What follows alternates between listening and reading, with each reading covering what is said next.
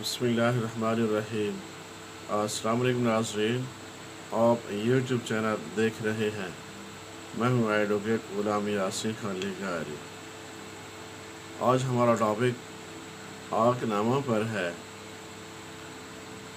یہ دستاویز 50 والے اسٹامپ پیپر پر تحریر کی جاتی ہے۔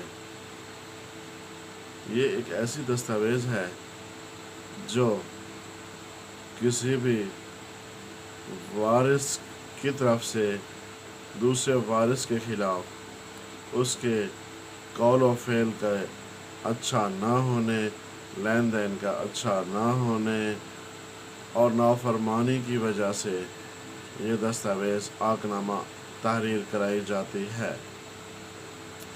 فرض کریں ایک والد اپنے اولاد سے تنگ آتا ہے اور اس نافرمان بچے کے خلاف عاق نامہ تحریر کراتا ہے۔ عاق نامہ میں تفصیل کچھ یوں ہوتی ہے کہ مسمی فلاں میرا بیٹا ہے جو کہ فلاں کاروبار کرتا ہے اور اس کی عمر اتنی ہے، اب لین دین کا اچھا نہ رہا ہے، جس کو متعدد بار سمجھایا گیا لیکن باز نہ آیا ہے۔ بعض اوقات اس پر اچھی صحبت نہ ملنے کی شکوہ بھی ہوتا ہے۔ اسی طرح نافرمانی کی وجہ سے اس کے خلاف پھر عاق نامہ تحریر کیا جاتا ہے، جس میں تحریر ہوتا ہے کہ مسمی فلاں کے لین دین، قول و فعل کے ذمہ دار نہ ہوں گے اور اس کو منقولہ اور غیر منقولہ جائیداد سے بھی عاق کرتے ہیں۔ ایسی دستاویز تحریر ہونے کے بعد ایک کاپی متعلقہ پولیس اسٹیشن میں درج کرائی جاتی ہے۔ اسی طرح ایک کاپی اشتہار کے لیے بھی بھجوائی جاتی ہے۔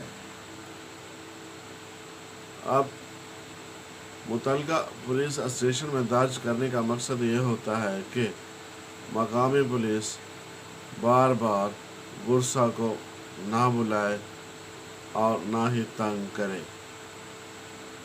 اب وہ شخص اپنے لین دین کا خود ذمہ دار ہوگا، جبکہ غیر منقولہ جائیداد کا ذکر تو آ جاتا ہے عاق نامہ میں، لیکن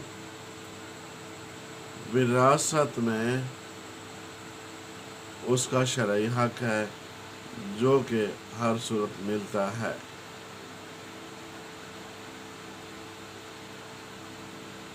یہ نہیں ہو سکتا کہ عاق نامہ دے دیا ہے، اب اس کو ہم نے لکھ دیا ہے کہ منقولہ غیر منقولہ جائیداد سے اس کو لا تعلق کر دیا ہے، اب اس کا کوئی حصہ نہیں رہا، لیکن اس جائیداد کے اس شخص کے جو عاق کرتا ہے، جو فوت ہوتا ہے، اس کے بعد اس کی جائیداد جو بھی ہوتی ہے وراثتی جائیداد، اس میں وہ متعلقہ شخص بھی حصہ دار ٹھہرتا ہے دیگر حصہ داروں کی طرح۔